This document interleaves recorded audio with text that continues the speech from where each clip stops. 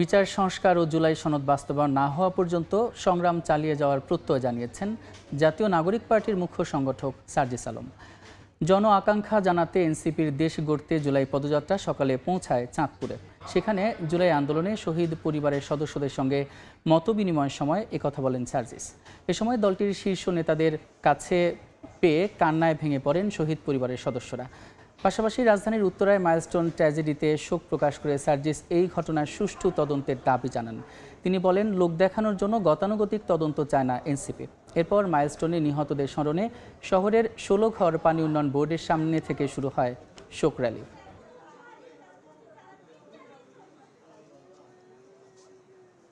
এইভাবে দগ্ধ হয়ে তাদের জীবন হারানো কতটা কষ্ট হয়েছে সেই সময় তাদের, কিংবা এখনো যারা হাসপাতালে কাতরাচ্ছে তাদের কতটা কষ্ট হচ্ছে, এটা আসলে ভাষায় ব্যক্ত করা সম্ভব না।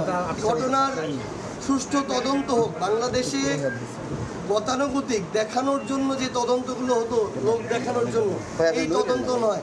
এই ঘটনার সুষ্ঠু তদন্ত সাপেক্ষে যারা দায়ী তাদের আমরা বিচার চাইব। দেশ গড়তে এনসিপির জুলাই পদযাত্রা এখন চাঁদপুরে। মাইলস্টোনে বিমান বিধ্বস্তের ঘটনায় শহরের ১৬ ঘর থেকে কালো পতাকা মিছিল করছে নেতাকর্মীরা। এই মুহূর্তে সেখানে আছেন সহকর্মী আতিয়ার সজল। সরাসরি যাচ্ছি তার কাছে। সজল,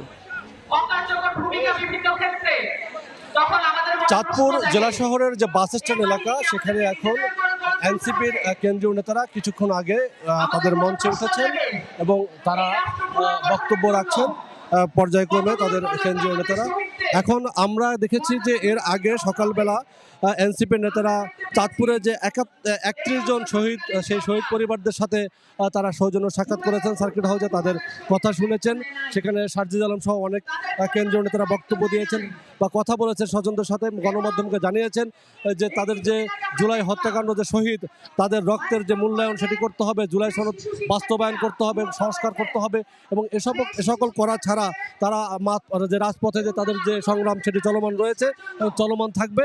এবং এখন আমরা দেখেছি সেই জুলাই যে শহীদ পরিবার, তাদের সাথে মত বিনিময় শেষে তারা কিন্তু এখানে একটি শোক র্যালি করেছে।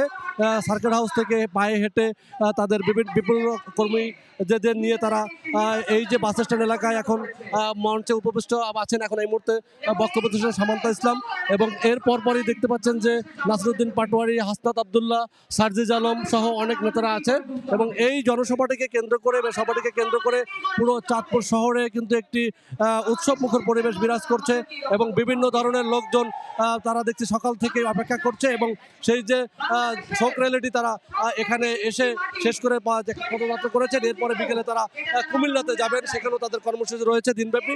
এবং তারা মাইলস্টোন যে বিমান দুর্ঘটনা, সেখানে যারা শহীদ হয়েছেন, যারা নিহত হয়েছেন, তাদের প্রতি সমবেদনা জানিয়েছেন এবং ভবিষ্যতে যাতে এই ধরনের প্রাণহানি না ঘটে সরকার যেন কার্যকর পদক্ষেপ নেন, সেই সাথে সরকারকে যে এই যে জুলাই সনদ বাস্তবায়ন সহ সংস্কার যে কার্যকর করা সহ বিভিন্ন পদক্ষেপে যে দাবিগুলো তারা দিয়েছেন, তাগুলো যেন দ্রুত বাস্তবায়ন করে সেই দাবি জানাচ্ছেন। এই ছিল আমার কাছে এখানকার আজকের এই জনসভা থেকে সবশেষ। চাঁদপুর থেকে যুক্ত ছিলেন সহকর্মী সজল।